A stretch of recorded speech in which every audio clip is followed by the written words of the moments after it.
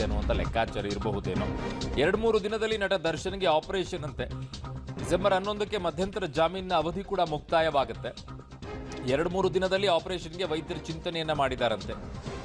So ಯಾಕಂದ್ರೆ ಮತ್ತೆ ಹೋಗ್ಬೇಕಾಗತ್ತೆ ಅಲ್ವಾ ಒಳಗಡೆಗೆ. ನಿನ್ನೆ ಕೋರ್ಟ್ಗೆ ಮಾಹಿತಿಯನ್ನ ದರ್ಶನ್ ಪರ ವಕೀಲರು ನೀಡಿದ್ರು. ಸೊ ಬುಧವಾರಕ್ಕೆ ಎಲ್ಲವೂ ಕೂಡ ಮುಕ್ತಾಯವಾಗುತ್ತೆ, 6 ವಾರಗಳ ಗಡುವು. ಸೊ ಹಾಗಾಗಿ ಈಗ ಸರ್ಜರಿಯನ್ನ ಮಾಡಿಸ್ಕೊಂಡ್ಬಿಟ್ರೆ ಇನ್ನೊಂದಿಷ್ಟು ರೆಸ್ಟ್ ತೆಗೆದುಕೊಳ್ಳೋಕ್ಕೂ ಕೂಡ ಅವಕಾಶ ಸಿಗುತ್ತೆ ಅಂತಿದ್ದಾರೆ. ಅದು ಸೋಮವಾರ ವಿಚಾರಣೆಗೆ ಬರುತ್ತೆ.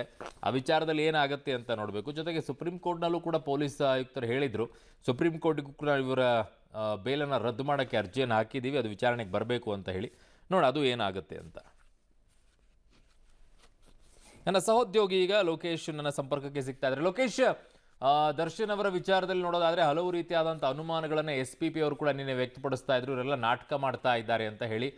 ಬಟ್ ಆಗ್ತಿರುವಂಥ ಬೆಳವಣಿಗೆಗಳನ್ನು ನೋಡ್ತಾ ಇದ್ರೆ SPP ಅವರ ವಾದಕ್ಕೂ ಮತ್ತೆ ಇಲ್ಲಿ ಆಗ್ತಾ ಇರುವಂಥ ರಿಲೇಟೆಡ್ ಆಗಿರುವಂಥ ಬೆಳವಣಿಗೆಗೂ ಎಲ್ಲವೂ ಕೂಡ ಸಾಮ್ಯತೆಯನ್ನು ನೋಡಿದಾಗ ಆ ರೀತಿಯಾದಂಥ ಅನುಮಾನಗಳಿಗೆ ಎಡೆ ಮಾಡಿಕೊಡುತ್ತಲ್ವಾ. ಇನ್ನೇನು ಬೇಲ್ ಅಪ್ಲಿಕೇಶನ್ ಮುಗಿಯಕ್ಕೆ ಬಂದಿದೆ, 6 ವಾರ ಗಡುವು ಅಂತಂದಾಗ ಸರ್ಜರಿ ಈಗ ಮಾಡಿಸ್ಕೊಳ್ಳೋಕೆ ಹೋಗ್ತಾ ಇದ್ದಾರೆ ಅಂತಂದಾಗ ಇದೇ ಅನುಮಾನಕ್ಕೆ ಎಡೆ ಮಾಡಿಕೊಟ್ಬಿಡುತ್ತೆ ಅಲ್ವಾ.